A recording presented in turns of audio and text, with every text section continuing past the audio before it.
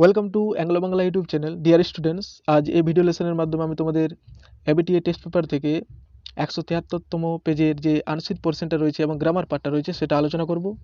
তো বেসিক্যালি তোমাদের যে আনসিন পোর্শনটা দেওয়া রয়েছে সেটা একটা নোবেল প্রাইজ সম্বন্ধে দেওয়া রয়েছে। এই নোবেল প্রাইজটি কখন আরম্ভ হয় এবং কার জন্য এই নোবেল প্রাইজটি দেওয়া হয় সে একটার বিস্তারিত রূপ এখানে দেওয়া রয়েছে। The Nobel Prizes are widely regarded as the most prestigious awards given in the intellectual realm for exceptional contribution in certain selected fields. Regarded মানে সম্মানীয়, আর মোস্ট প্রেস্টিজিয়াস মানে অধিক মর্যাদাপূর্ণ।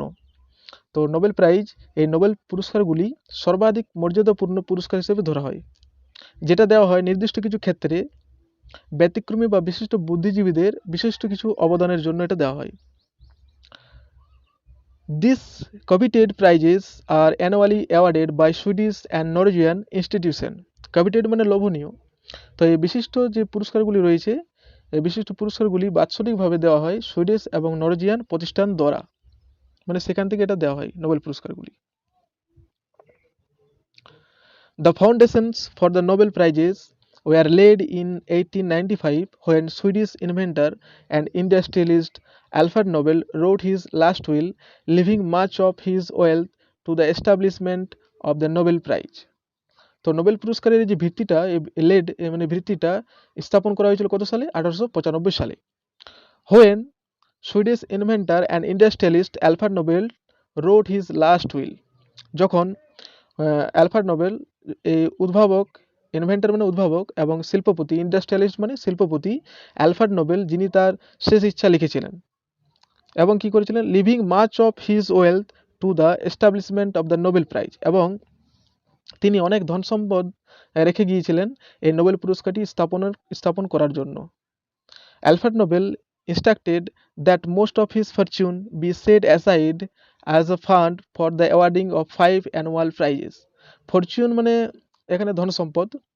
তো অ্যালফ্রেড নোবেল নির্দেশ দিয়েছিলেন যে যে তার বেশিরভাগ টাকা পয়সাটাই, মানে এই ধন সম্পদটা 5টি বার্ষিক পুরস্কারের প্রদানের জন্য তহবিল থেকে আলাদা করতে হবে। Since 1901, the Nobel Prize has been honoring men and women from all around the globe for outstanding achievements in physics, chemistry, literature, physiology or medicine, and for contribution to peace. তো সিন্স মানে 1901 সাল থেকে এই Nobel prize পুরস্কারটি honouring মানে সম্মানীয় করে চলেছে ম্যান অ্যান্ড ওম্যানকে, মানে কি মানুষ এবং মহিলাদের, পুরুষ এবং মহিলাদের, from all around the globe, বিশ্বের চারিদিকে থেকে, for outstanding achievement in physics, যাদের কিছু আউটস্ট্যান্ডিং অ্যাচিভমেন্ট রয়েছে, মানে অসাধারণ কিছু কাজ রয়েছে কিসের উপর, যেমন ফিজিক্স মানে পদার্থবিদ্যায়, কেমিস্ট্রি মানে রসায়নবিদ্যায়, লিটারেচার মানে সাহিত্যে, এবং ফিজিওলজি আর মেডিসিন এবং মেডিসিনে, and for contribution to peace, এবং এটা যারা শান্তিতে কন্ট্রিবিউশন করেছে বা অবদান রয়েছে তাদেরকে এই প্রাইজগুলি 1901 সাল থেকে সম্মানীয় করে চলেছে। The first distribution of the prizes took place on 10th December 1901 on the 5th death anniversary of Alfred Nobel. তো এই নোবেল প্রাইজটি প্রথম প্রদান করা হয় 10 ডিসেম্বর 1901 সালে অ্যালফ্রেড নোবেলের পঞ্চম মৃত্যুবার্ষিকীতে। 1968, an additional award in economic sciences was introduced by Sweden's central bank in memory of Alfred Nobel, and it was first awarded in 1969. তো Alfred নোবেলের স্মরণে 1968 সাল থেকে সুইডেন সেন্ট্রাল ব্যাংক থেকে একটি অতিরিক্ত পুরস্কার দেওয়া হয়, সেটি হলো অর্থনীতির পুরস্কার ইকোনমিক্সের। তো এটা প্রথম আরম্ভ হয়, ইট ওয়াজ ফার্স্ট অ্যাওয়ার্ডেড ইন 1969, এটা প্রথম আরম্ভ হয় 1969 সাল থেকে, এটা প্রথম দেওয়া হয় এই ইকোনমিক্সটা। তো মোটামুটিভাবে এখন যদি ধরা হয় তো নোবেল প্রাইজ মোটমাট 6টি ক্ষেত্রে দেওয়া হয়। আনসিনের যে প্রশ্ন দেওয়া রয়েছে সেটা হলো, প্রথম প্রশ্ন, the first Nobel prize giving ceremony was held in, তো প্রথম যে নোবেল প্রাইজের যে সেরেমনিটা হয়েছিল, অনুষ্ঠানটা হয়েছিল, সেটা কখন হয়েছিল? তো এটা হয়েছিল 1901 সাল থেকে। দ্বিতীয় প্রশ্ন, অ্যালফ্রেড নোবেল কে ছিলেন? কে ছিলেন? একজন সুইডিশ ছিলেন, ইনভেন্টর এবং ইন্ডাস্ট্রিয়ালিস্ট, তো এটা অ্যান্সার হবে সুইডিশ। তৃতীয় নম্বর প্রশ্ন, Alfred Nobel donated much of his wealth for, তার যে ধন সম্পদ সেটা তিনি ডোনেট করেছিলেন কিসের জন্য? তো সেটা তিনি ডোনেট করেছিলেন নোবেল প্রাইজের জন্য। তারপরে প্রশ্ন 4 নম্বর, the number of categories in which Nobel prizes are given now is, এখন কতগুলো ক্যাটাগরিতে এই নোবেল প্রাইজটি প্রদান করা হয়? তো আমি আগে তোমাদেরকে বললাম এটা এখন 6টি বিভাগে দেওয়া হয়। আগে 5টিতে দেওয়া হতো, পরে পরে আমাদের কি ইকোনমিক্সটা অ্যাড হয়ে 6টি বিভাগে দেওয়া হয়, তো এটা হবে 6। 5 নম্বর প্রশ্ন, Nobel prizes are given for, Nobel prize দেওয়া হয় কিসের জন্য? তো এটার অ্যান্সার হবে outstanding contribution in selected fields, কিছু সিলেক্টেড ফিল্ডস রয়েছে সেখানে অসাধারণ কৃতিত্বের জন্য দেওয়া হয়। অ্যালফ্রেড নোবেল, 6 নম্বর প্রশ্ন, Alfred Nobel died on, Alfred Nobel কবে কবে মারা যান? তো এটার অ্যান্সার হবে 10 ডিসেম্বর, সঠিক অ্যান্সার। এরপর রয়েছে তোমাদের ট্রু ফলস, এটা আমরা দেখে নেব। তো প্রথমে রয়েছে the Nobel prizes are considered to be a symbol of great honour, তো এটা অ্যান্সার হবে ট্রু।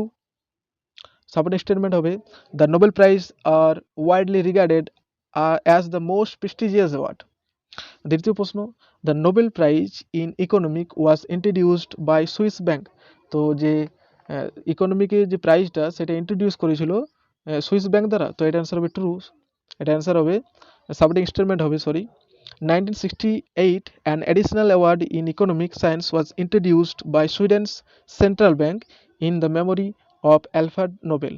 ওকে, এরপরে তোমাদের রয়েছে আরেকটি, Alfred Nobel made his last will in 1901, তো অ্যালফ্রেড নোবেল তার শেষ ইচ্ছা লিখেছিলেন 1901 সালে, তো এটা অ্যান্সার হবে ফলস।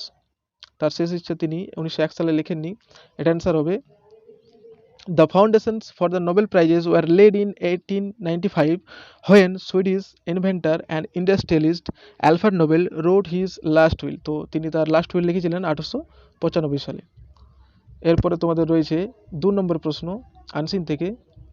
প্রথম প্রশ্ন দেওয়া রয়েছে how was the foundation of Nobel prize laid, কিভাবে এই নোবেল প্রাইজের যে ফাউন্ডেশনটা সেটা ভিত্তি স্থাপন হয়েছিল, তো এটা অ্যান্সার হবে the foundation for the Nobel prices laid in 1895 when Swedish inventor and industrialist Alfred Nobel wrote his last will, leaving much his wealth to the prize establishment of the Nobel Prize.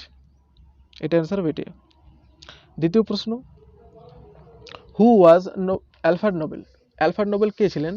তো এটা answer হবে Alfred Nobel was a Swedish inventor and industrialist. তৃতীয় প্রশ্ন, to whom Nobel prizes are given, কাদেরকে Nobel প্রাইজগুলি দেওয়া হয়?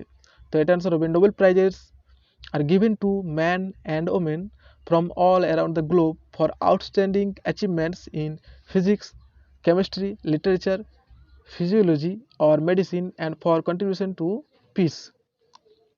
চতুর্থ প্রশ্ন, which organization started Nobel Prize in Economics and when, কোন সংস্থান স্টার্টেড মানে আরম্ভ করেছিল নোবেল প্রাইজ ইন ইকোনমিক্স, অর্থনীতিতে নোবেল প্রাইজটি, এবং হোয়েন মানে কখন? তো এটা অ্যান্সার হবে তোমাদের Nobel prize in economics was started in 1968, এটা আরম্ভ হয়েছিল 1968 সালে বাই সুইডেন সেন্ট্রাল ব্যাংক দ্বারা in memory of Alfred Nobel, Alfred নোবেলের স্মরণের হিসাবে মানে স্মরণীয়তে এটা আরম্ভ করা হয়েছিল। নেক্সট দেওয়া রয়েছে গ্রামার পার্টে দেওয়া রয়েছে write the correct alternative to fill in the blanks, নিচের যে কিছু অল্টারনেটিভ দেওয়া রয়েছে সেটার মধ্যে যেটা সঠিক সেটা বসিয়ে এই ব্ল্যাঙ্কসগুলিকে ফিল করো। তো অ্যান্সার আমি তোমাদের সরাসরি অ্যান্সারটা এখানে লিখেছি, টেস্ট পেপারে অল্টারনেটিভগুলি দেওয়া রয়েছে, তো তোমরা সেখান থেকে দেখে নিও। Rabindranath compose this song while he was staying at Shilaida on a boat on Padma.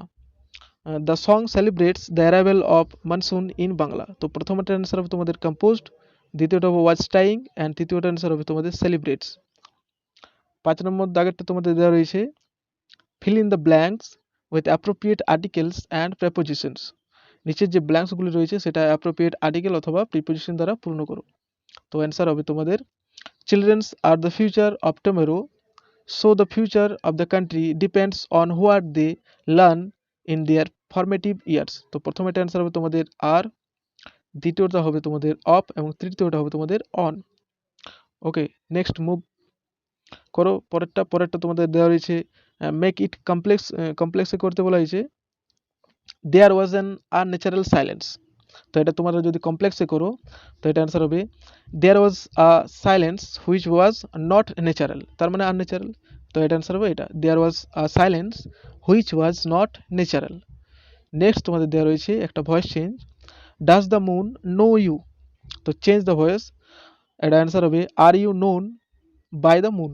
Okay, next তোমাদের দেওয়া রয়েছে একটা ন্যারেশন চেঞ্জ করতে বলা হয়েছে, হি সেড টু মি, সে আমাকে বলল, wait here till I return, এখানে অপেক্ষা করে যতক্ষণ আমি ফিরে আসি। তো এটা তোমরা অর্ডার দিয়েও করতে পারো অথবা রিকোয়েস্ট দিয়েও করতে পারো। তো এখানে কোনো মেনশন করেনি, তো আমি অর্ডার দিয়ে করেছি। He ordered me to wait there till he returned, দুটিকে পাস্ট টেন্সে করতে হবে, রিটার্নড অর্ডার্ড। নেক্সট তোমাদের রয়েছে ফ্রেজাল ভার্ব। ফ্রেজাল ভার্বে দেওয়া রয়েছে তোমাদের she fail to appear in time, সে ব্যর্থ হলো ঠিক সময়ে আসার জন্য বা উপস্থিত হওয়াতে সে সঠিক সময়ে উপস্থিত হওয়ার জন্য সে ব্যর্থ হলো। তো অ্যাপিয়ার মানে উপস্থিত হওয়া, তো এটা যেহেতু তোমাদের V1 ফর্মে দেওয়া রয়েছে তো এটা অ্যান্সার হবে টার্ন আউট। ওকে, দ্বিতীয়টা তোমাদের রয়েছে ফিলিপা অ্যান্ড ক্লড নেভার কোয়ারেলড। তো এটা পাস্ট ইনডিফিনিট টেন্সে দেওয়া রয়েছে, কোয়ারেলড ভার্বের সেকেন্ড ফর্ম ইউজ হয়েছে। তো আমরা কোয়ারেলড যে কোয়ারেল তার আমরা ফ্রেজাল ভার্ব জানি ফেল আউট, ফল আউট। তো ফল আউট হচ্ছে আমাদের V1 ফর্ম, কিন্তু যদি এটা সেকেন্ড ফর্ম করি তবে ফেল আউট। তো এটা অ্যান্সার সঠিক অ্যান্সার ফেল আউট। তৃতীয়টা রয়েছে প্লিজ এক্সটিংগুইশ দ্য ফায়ার, বলছে দয়া করে আগুনটা নিভিয়ে দাও। এক্সটিংগুইশ মানে নেভানো। তো এটা অ্যান্সার হবে পুট আউট, এটাও V1 ফর্মে দেওয়া রয়েছে। নেক্সট শেষে তোমাদের দেওয়া রয়েছে given below are the meanings of 4 words, নিচে তোমাদের 4টা মিনিং দেওয়া রয়েছে, which you will find in question number 3, যেটা তুমি কোয়েশ্চেন নম্বর 3-তে পাবে। Find out the words and write them in the appropriate boxes on the right hand side. Right hand সাইডে তোমাদের যে বক্স দেওয়া থাকবে সেখানে তোমাদের এটার সিমিলার মানেটা লিখতে হবে। তো দেখো ওয়েলথ মানে ধন সম্পদ, ফরচুন মানে ধন সম্পদ, তো এটার অ্যান্সার হবে সঠিক অ্যান্সার ফরচুন। দ্বিতীয়টা স্টিমড মানে কি সম্মানীয়, প্রেস্টিজিয়াস মানে সম্মানীয়, তো এটার সঠিক অ্যান্সার হবে প্রেস্টিজিয়াস। তৃতীয়টা দেখো সেটিং আপ মানে কি স্থাপন করা, তো এটা অ্যান্সার হবে এস্টাবলিশমেন্ট মানে স্থাপন করা। আর ডিজায়ার্ড স্ট্রংলি মানে খুব তীব্র ইচ্ছা থাকা, সেটাকে বলে ডিজায়ার্ড স্ট্রংলি, তো এটা আমরা কভিটেড বলতে পারি, এটা অ্যান্সার সঠিক কভিটেড। ওকে, তো আশা করছি এই ভিডিও লেসনটি তোমাদের খুবই হেল্পফুল হবে। যদি হেল্পফুল হয়ে থাকে তবে অবশ্যই একটা লাইক করো এবং আমার চ্যানেলটিকে সাবস্ক্রাইব করো, যাতে আমি এই ধরনের ভিডিও যদি আবার আপলোড করি তো যাতে তোমাদের কাছে নোটিফিকেশনটা তাড়াতাড়ি প্রথমে পৌঁছে যায়। ওকে, টিল দেন গুড বাই।